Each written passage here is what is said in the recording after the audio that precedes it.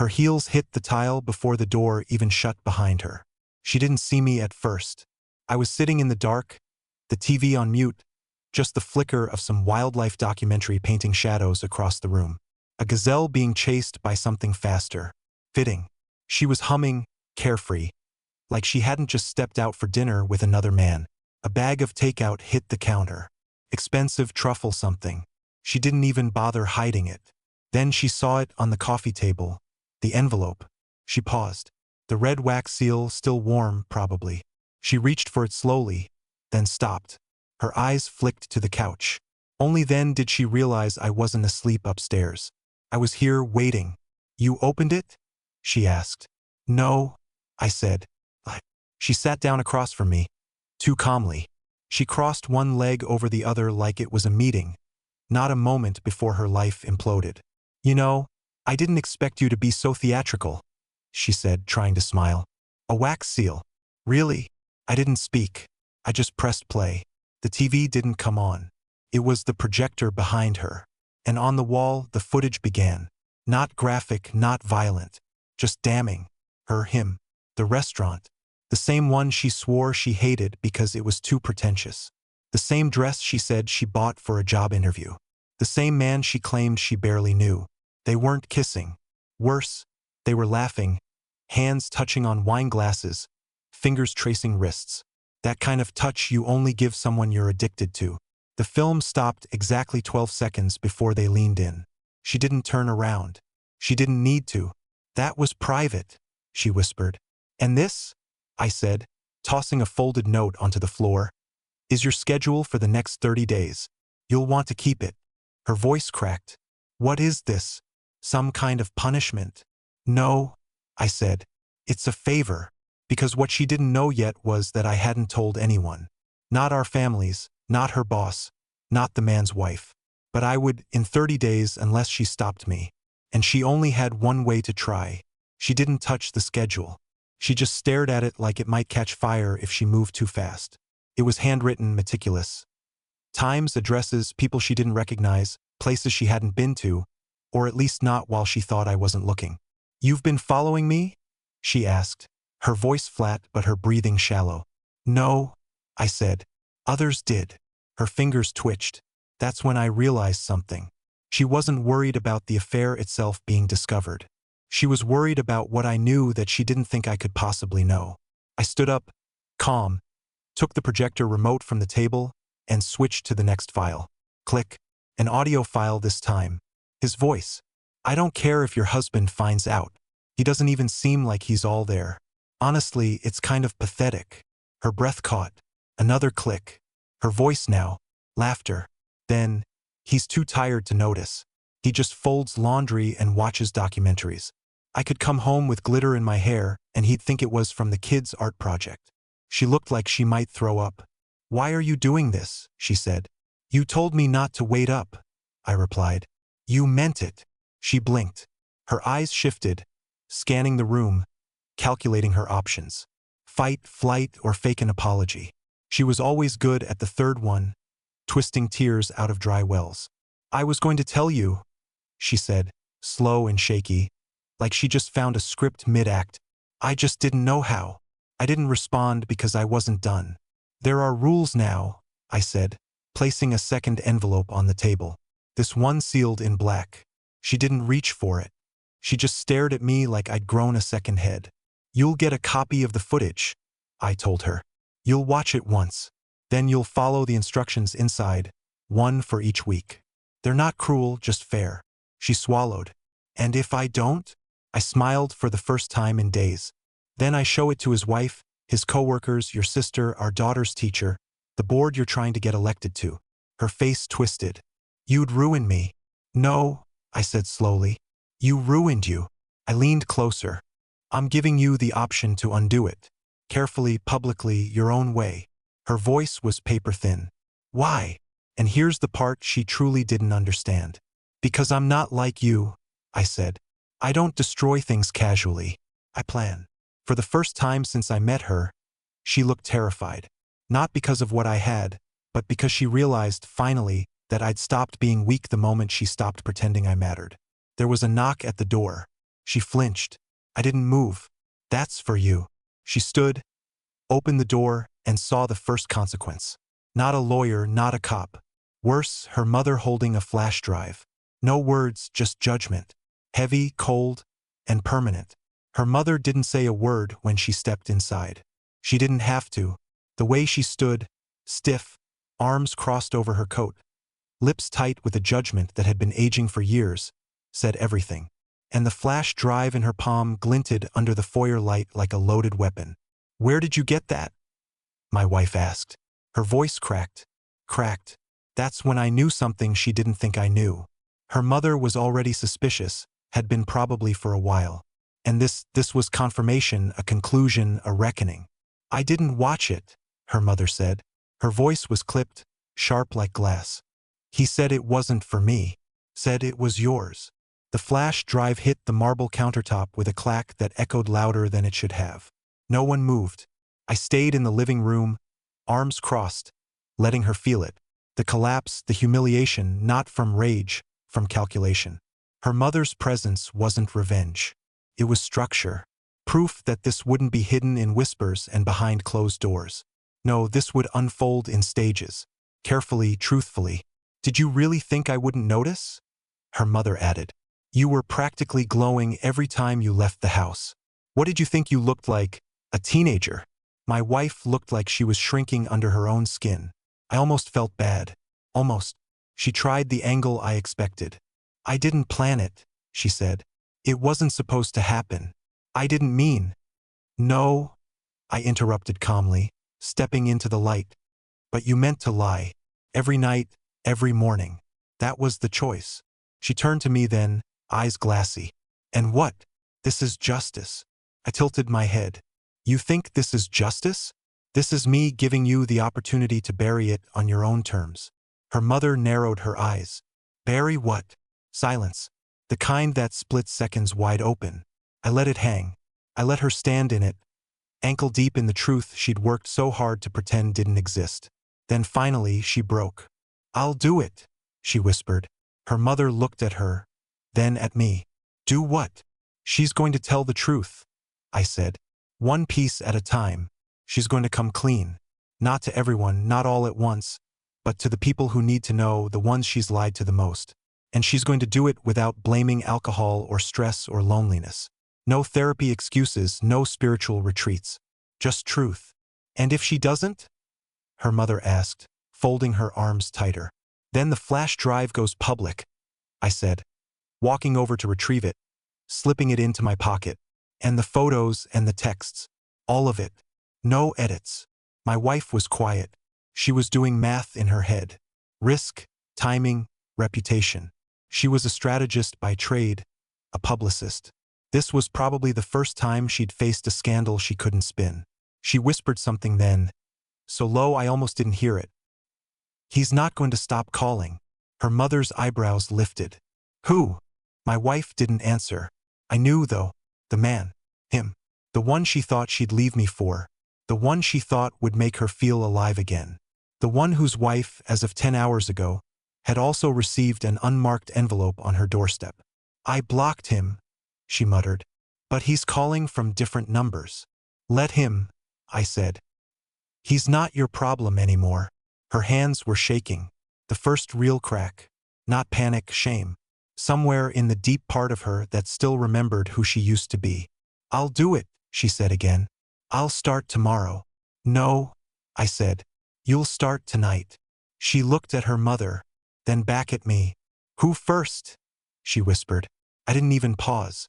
"Our daughter," her mother gasped. My wife froze, and for the first time in the entire unraveling of this story, she cried.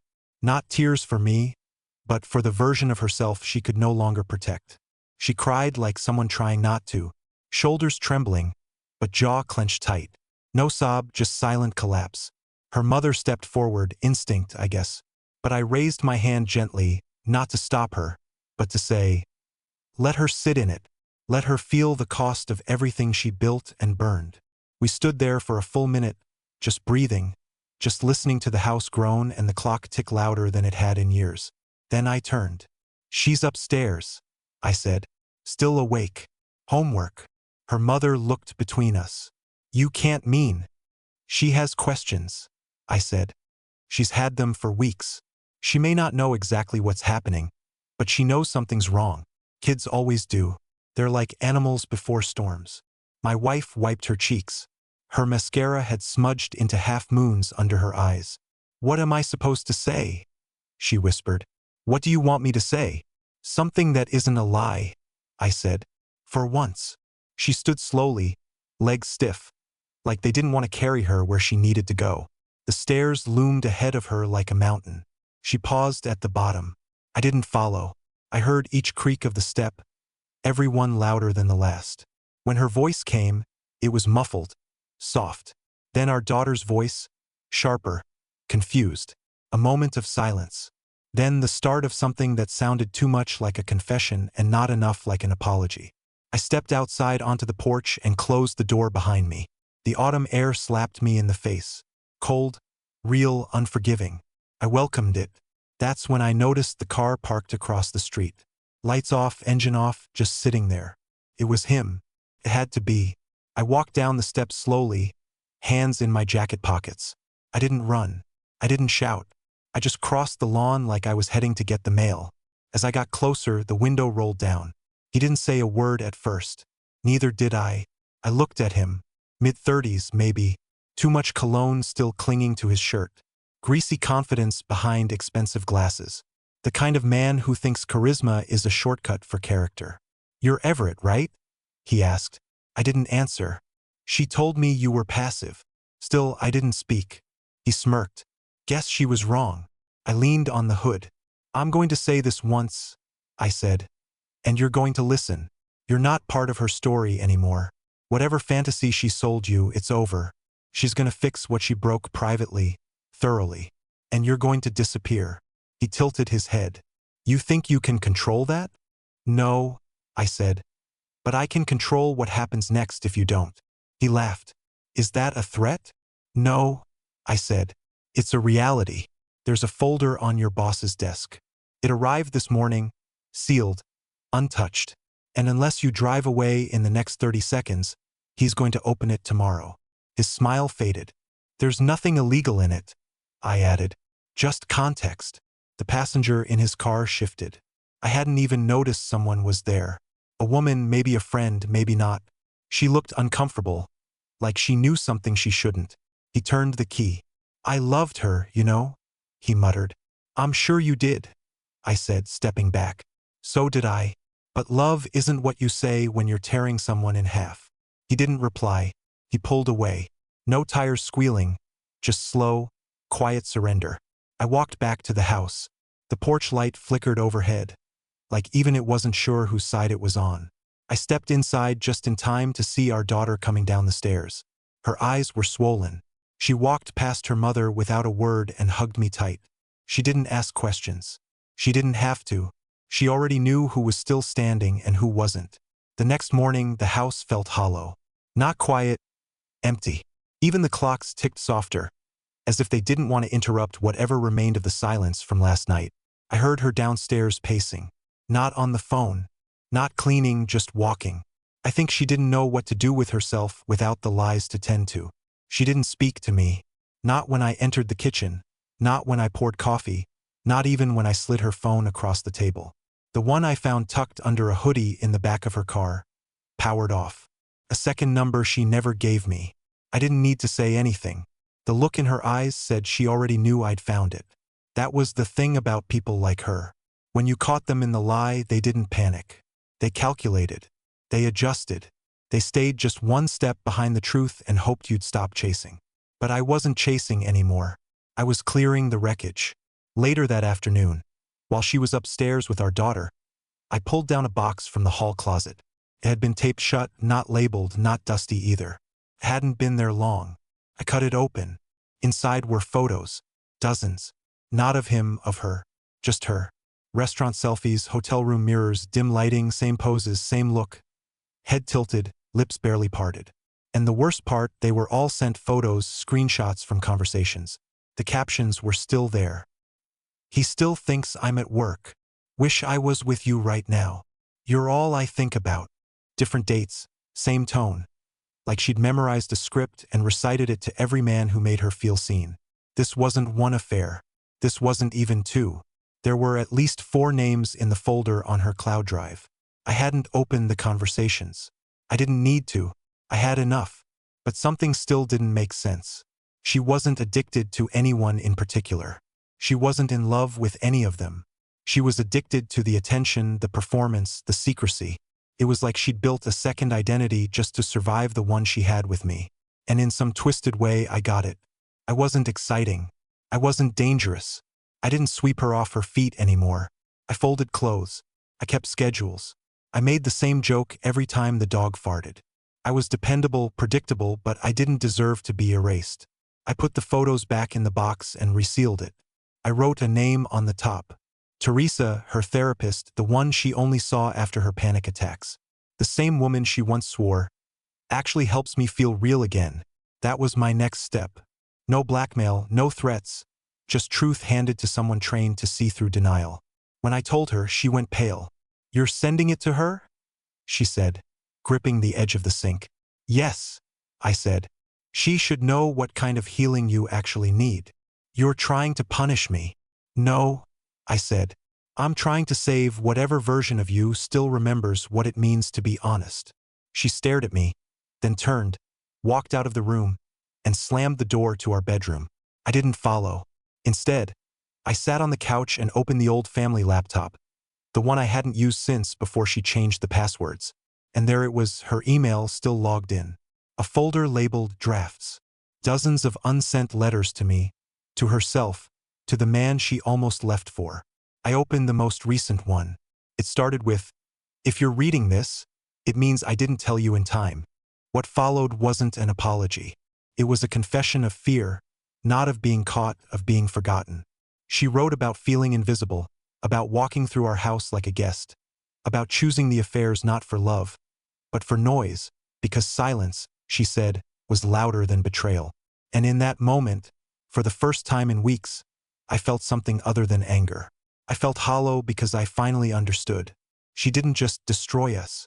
She destroyed herself trying to feel alive. And I wasn't sure yet if I wanted to help her rebuild or just walk away before she took the rest of me down with her.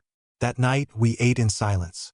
Just me, her, and our daughter, who kept her eyes on her plate the entire time, quietly pushing peas across mashed potatoes without ever lifting her fork. The television was off. The lights were too bright. Every scrape of a chair, every clang of silverware echoed like glass shattering in a church. I tried not to look at my wife. She tried not to look at me. And yet, we were orbiting the same burning star. The truth that nothing between us was untouched anymore. Not the food, not the walls, not the child caught between our ghosts. "I told Mrs. Ellsworth," my wife said suddenly, her voice so low I wasn't sure our daughter even heard it. "At the office, I told her I'd be stepping away from the fundraising project.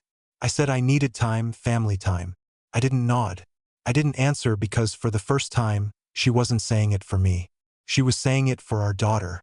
She wanted to be seen trying, but that wasn't how this worked anymore. After dinner, our daughter went upstairs. I watched her stop halfway, hand on the banister, as if she might say something. She didn't. She just disappeared around the corner. The moment she did, my wife turned to me. "I read them," she said. I knew what she meant.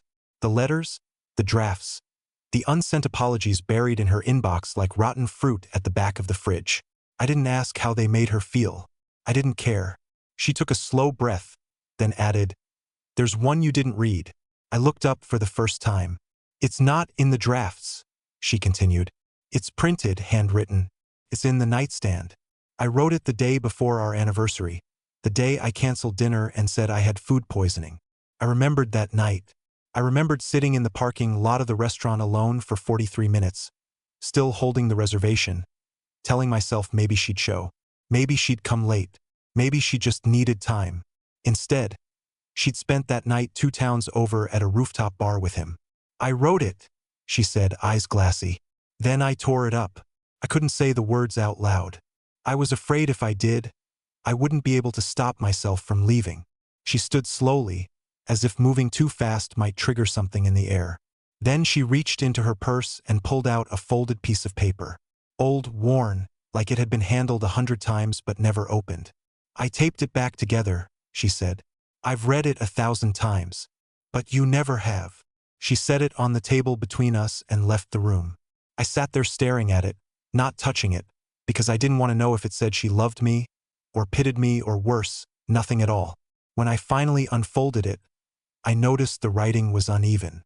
Some parts were rewritten over correction fluid. Some letters shook, others didn't.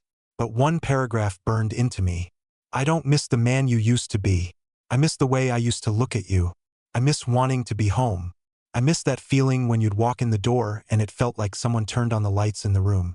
And now I feel like I'm always sitting in the dark, even when you're right next to me. And I don't know how to come back to you without first leaving everything." The letter didn't absolve her. It didn't apologize for what came next. It was just a map of how far she'd gone before even stepping out the door. I folded it once, then again, and when I looked up, she was standing in the hallway watching me. Her eyes said, "Well," mine said, "Too late." Because here's the thing no one tells you about betrayal. Sometimes it's not the lies or the infidelity that destroy the relationship. It's the moment you realize the other person stopped believing you were worth the truth a long time ago. And nothing written on paper could fix that. I didn't sleep that night. She did. I could hear her breathing shift after 2 a.m. It used to calm me. Not anymore. Now it felt like I was sharing a bed with a stranger who thought nothing could touch her once the lights went out. I lay there and stared at the ceiling, counting every faint tick of the old pipes, every ghost in the corners. At some point, I stopped counting. Instead, I remembered something she'd forgotten. A Monday night 6 years ago, before we had Junie, before we had whatever this marriage had become. It had rained hard. Our power went out halfway through dinner, and we ended up lighting candles in the kitchen. She pulled out a bottle of cheap wine and asked if I wanted to play cards by candlelight. We played Go Fish like idiots. She laughed so loud it startled the cat. And then out of nowhere, she leaned over the table and whispered, "If we lose all this one day, the house, the jobs, everything, promise me you'll still play cards with me in the dark." I promised her. And for years, I kept that promise until I realized she stopped asking to play, stopped lighting candles, stopped sitting in the dark with me. She just left long before her body did. By morning, the house was too quiet again. I poured coffee and sat by the window. When she came down, she was dressed for work, even though she wasn't going. She was always like that. Armor first, emotion second. She noticed the letter wasn't on the table anymore. "Did you read it?" she asked. I didn't answer. Instead, I asked something else. "Do you remember Go Fish?" She blinked. "What? 6 years ago? Power outage. You had that awful peach wine. You said if we lost everything, you wanted me to still play cards in the dark." She opened her mouth, but nothing came out. "You don't remember?" I said quietly. She stepped closer. I think I do now that you mention it. But it was a lie. You don't forget promises like that. You only forget them when they stop matching." I stood and handed her a manila folder. She didn't ask what was inside. She knew it was everything. The names, the messages, the nights, the receipts, the hotel dates that didn't match her calendar. Her web of stories turned to ash on pages she'd never be able to burn. "I'm giving you one final choice," I said. "You either tell the truth to the people who still believe in you, your board, your friends, the community you're trying to serve, or I send this to all of them without warning." She was trembling again. "You're trying to ruin me." "No," I said. "I'm trying to make sure I'm not the only one who has to live with the real version of you." Then I walked out, not out the door, just away from her to the backyard. And that's where I stayed for nearly an hour, breathing in the cold, watching the trees sway, trying to remember what peace used to feel like. When I came back inside, she was on the floor in the hallway, holding the folder, shaking. "I called them," she said without looking up. "The board.